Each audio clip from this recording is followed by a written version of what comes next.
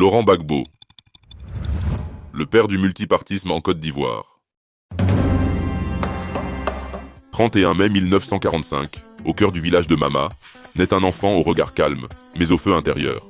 Laurent Gbagbo, le fils d'un paysan, l'élève du silence, le futur orateur de la rue. Élève studieux, esprit rebelle. Dans les années 60, il découvre les livres et la politique. L'indépendance vient à peine d'être proclamée. Mais pour lui, cette indépendance ne suffit pas. Il veut une vraie libération, économique, sociale, culturelle. Il veut l'émancipation totale du peuple noir. Plus tard, il devient professeur d'histoire, mais l'histoire ne l'intéresse pas qu'en classe. Il veut la faire. Très vite, il dérange. Il critique le régime d'Houphouët-Boigny, ose l'impensable, créer une opposition dans un pays à parti unique. 1982, Laurent Gbagbo est arrêté, parce qu'il a osé défier l'ordre établi, parce qu'il a exigé ce que beaucoup n'osaient plus réclamer, la démocratie. Derrière les murs froids de sa cellule, il ne plie pas. Son combat ne fait que commencer. 1985. Contraint par la répression, il prend le chemin de l'exil. La France devient son refuge, mais jamais son silence. Dans les rues de Paris, dans les cafés d'exilés, dans les amphis d'université, Gbagbo parle. Il raconte l'Afrique bâillonnée. Il rassemble les déçus, les opprimés, les rêveurs d'une autre Côte d'Ivoire. À la lueur des bougies, dans de modestes appartements, il rédige ses manifestes. Il bâtit son idéologie. Il veut plus qu'une simple opposition. Il rêve d'un vrai parti, enraciné dans le peuple, porté par ses luttes, forgé dans ses douleurs. Et en 1982, dans la clandestinité, naît le FPI, le Front populaire ivoirien. Un parti d'idées, un parti d'action, un parti de rupture. L'étincelle qui bientôt mettra fin au monopole politique en Côte d'Ivoire. La même année, il rentre au pays. Et là, dans le silence d'un salon officiel, se produit une scène que l'histoire retiendra. Houphouët-Boigny accepte de le recevoir. D'un côté, le vieux roi, fatigué, mais lucide. De l'autre, le jeune lion aux yeux de feu. Laurent ose, il parle franc.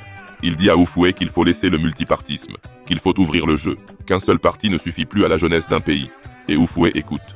Ce jour-là, le vieux n'a pas cédé, mais il a compris. L'avenir parle déjà, et il a le timbre de Gbagbo. 1990. La Côte d'Ivoire s'ouvre au multipartisme. Laurent rentre au pays avec une idée en tête. Accéder au pouvoir par les urnes. Mais Houphouët est toujours là. Le combat ne fait que commencer. À la mort du vieux en 1993, un nouveau chapitre s'ouvre. Le régime vacille, Bédié prend les rênes. Gbagbo s'impose comme le principal opposant. Il dénonce l'ivoirité, défend les exclus, parle aux oubliés. Son nom devient un cri, un symbole. 1999. Coup d'État. Bédié est renversé. Le pays est en transition. Robert Guéhi, le général, prend les commandes. Il promet des élections, mais il ne compte pas les perdre. Octobre 2000. Le scrutin est organisé, mais dans la confusion. Des candidats interdits. Alassane Ouattara écarté. Un duel improbable. Gbagbo contre Guéhi. Le peuple observe, puis vote. Et le choc. Gbagbo l'emporte. Mais Guéhi refuse de céder. Il se déclare vainqueur. Une fraude brutale. Alors, le peuple descend. Abidjan s'enflamme. Les jeunes envahissent les rues, hurlent un seul nom, Gbagbo ou rien. Guéhi fuit. Gbagbo s'installe. Non pas dans la sérénité, mais dans le fracas. Il prête serment dans un pays divisé, fragile, à bout de souffle. Mais pour lui, c'est l'accomplissement d'un combat de 30 ans. Le fils du peuple est devenu chef d'État.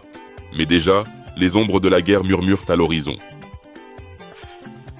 À bientôt pour la partie 2. Laurent Gbagbo, entre feu, justice et retour.